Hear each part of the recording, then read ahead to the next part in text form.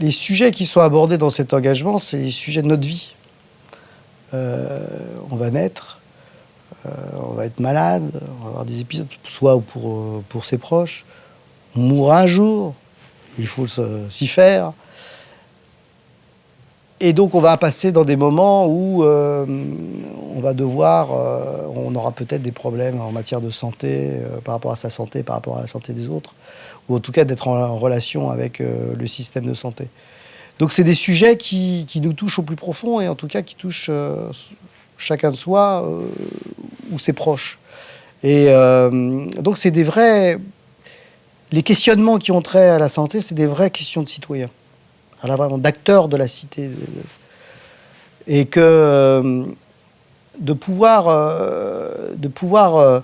réfléchir à ces questions-là, de pouvoir des fois même agir pour améliorer les choses, c'est extrêmement enrichissant. Même quelqu'un de très bien portant, il a quand même dans son entourage quelqu'un qu'il aime bien et qui a une fragilité ou une maladie.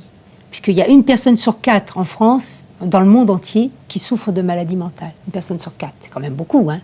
Donc vous prenez une famille, il y en a une qui a un problème, qui a eu une souffrance, ou même physique, hein.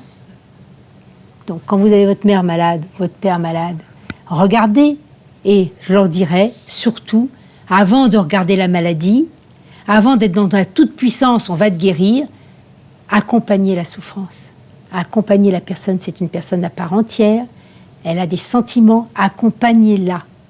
Et vous comprendrez le jour où ça vous arrivera. Vous saurez quoi demander, parce que votre devoir, c'est de demander.